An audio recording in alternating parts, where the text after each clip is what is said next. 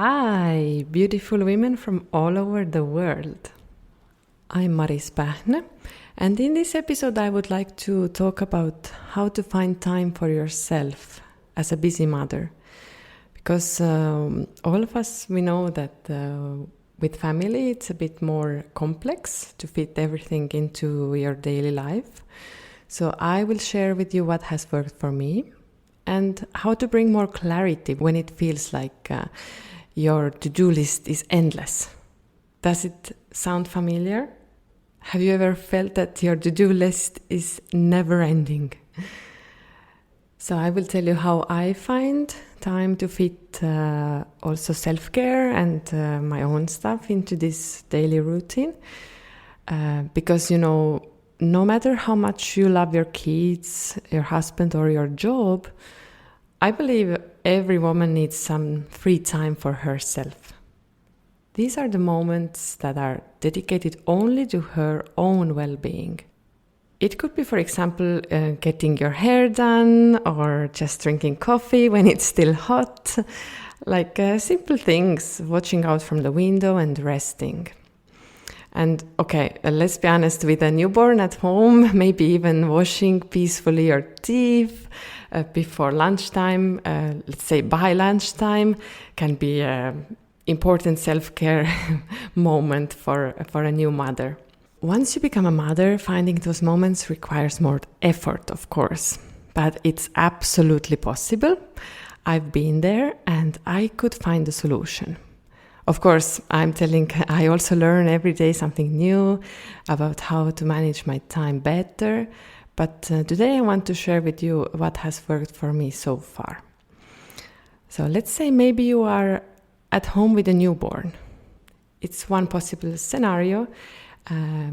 Is that after the initial avalanche of congratulations, everybody is really interested in how everything is going. Suddenly, the rest of the world disappears. And there are just you, the baby, and maybe also other kids, and your husband, who is usually most of the time at work. And your ultimate self-care goal is to sleep. Or can be that you are a working mother. Yeah. Hopefully with kids at school or someone who can take care of them during the day. Once you get back from work, the evenings pass fast, right? And not to mention the weekends that are too short. I remember from my own experience when I still didn't have children and I don't know where the time went. But as a mother with family, for sure, can be the feeling that on Sunday you need an extra day off for resting, just for yourself, because the weekend has been too short. And some mothers say that they rest at work. Is it really true? Yeah. On one hand, yes, working helps us to get out of the household routine, but is our job really 100% time for our own well-being? And then listen, if you are a full-time housewife with kids at school, does it sound familiar that when it's time to go to pick up your kids, you would usually have that one little thing to do? And most of the time that one little thing is lying down on a sofa for 10 minutes, but then it's just too late and you have to run already. This is also quite common. Now, I don't want to scare any of you moms to be, but I think it's just important to talk about things as they are. It's better to be honest that after having kids, certain things change, and you just need to adjust to the new situation and as well time management dynamics. Because if you hear only the sugar-coated stories, you may end up feeling lonely and confused, guessing that you are the only one in difficulties as a new mother.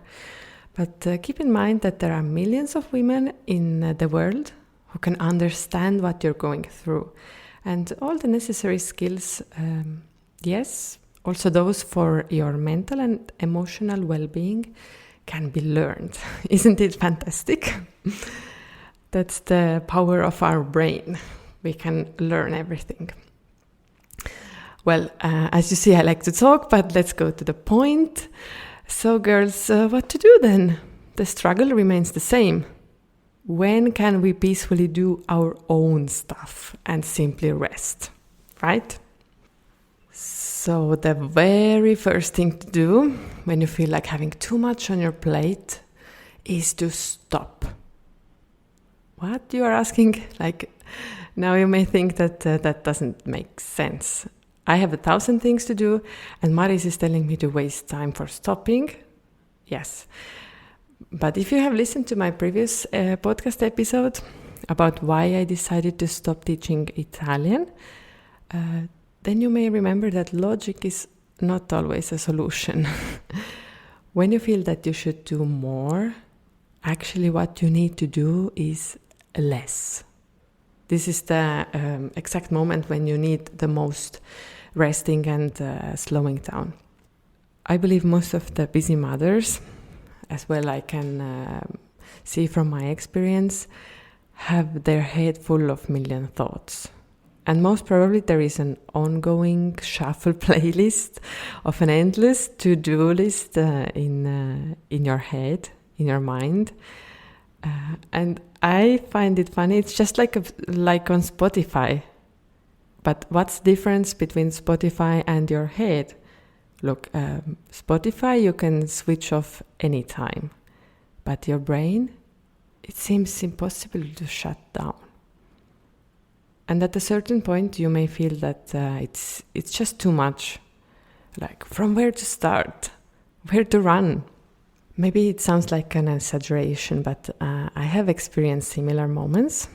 Well, there are many, but for example, when packing for a family vacation for the first time, now I'm smarter, but the first time I was really wondering if I should bring the whole house with us. Like, so many thoughts, what to bring, what to put in the luggage, what to expect once we will arrive. Many things.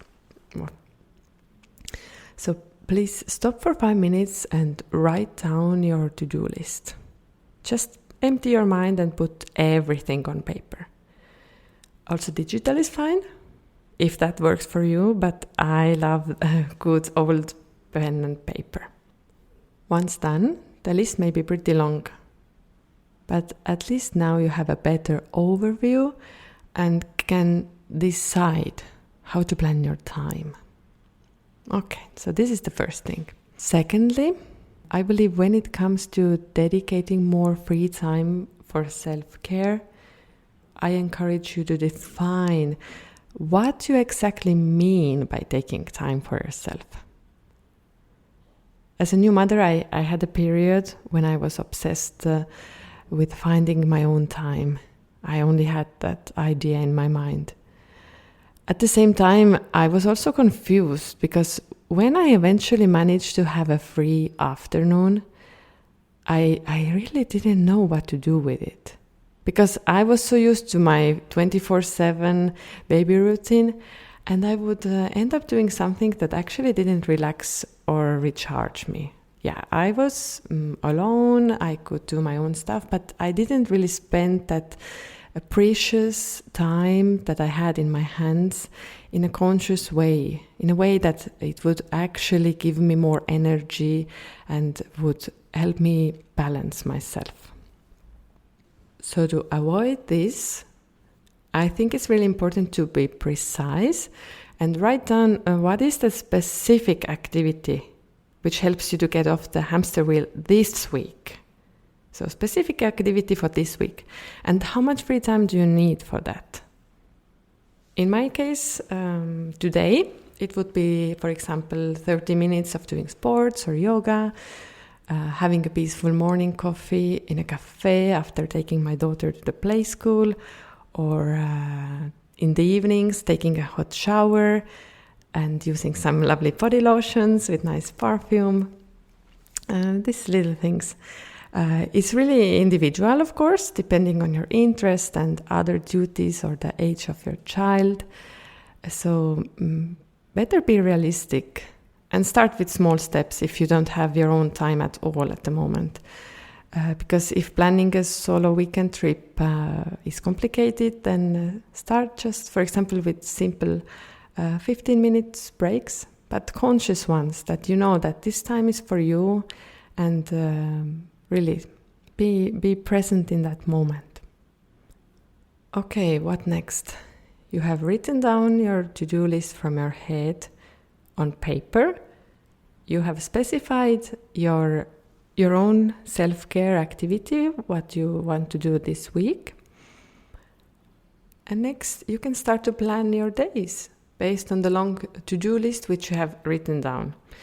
I would keep the daily to-do list as simple as possible, because you can always do more if you realize that you have done everything and you still have energy. But not being able to follow your plan can be frustrating. So instead of rewriting the same uncompleted activities day after day, keep it simple with a realistic 3 things to-do list.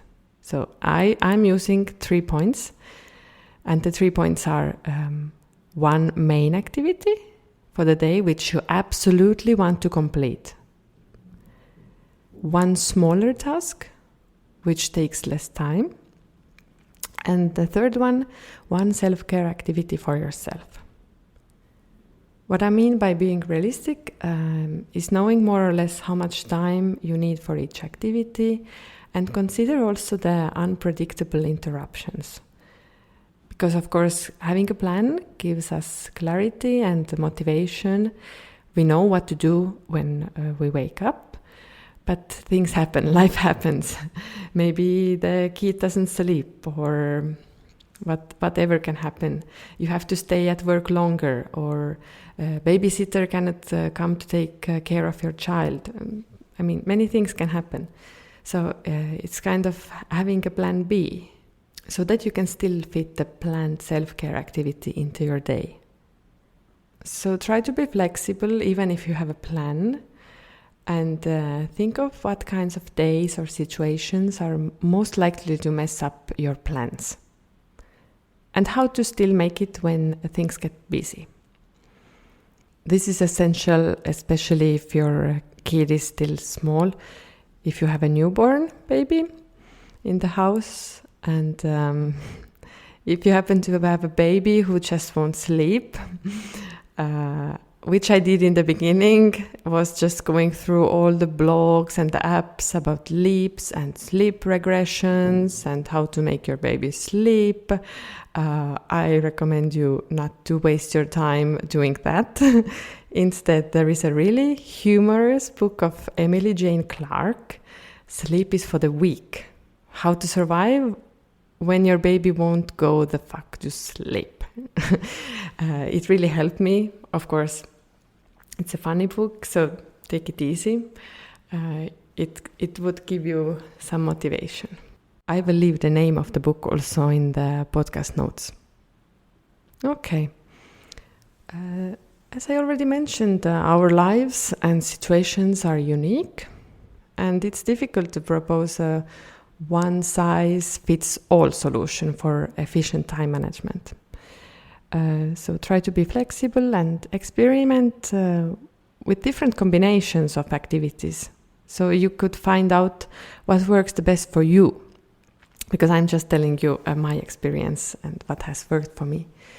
It's also natural that our performance vary from day to day. Maybe you have felt it. For example, because of the menstrual cycle, or the ones in the nature, such as moon phases. Not everybody believes in that, but I have learned to accept those natural conditions and try to take it easier. When I'm on my period or during the waning moon, and just plan activities that require less effort. Of course, unless it's something really urgent, you cannot postpone, but if you have the chance, this is the period to take it easier. Especially in those periods, it's okay if your 3-point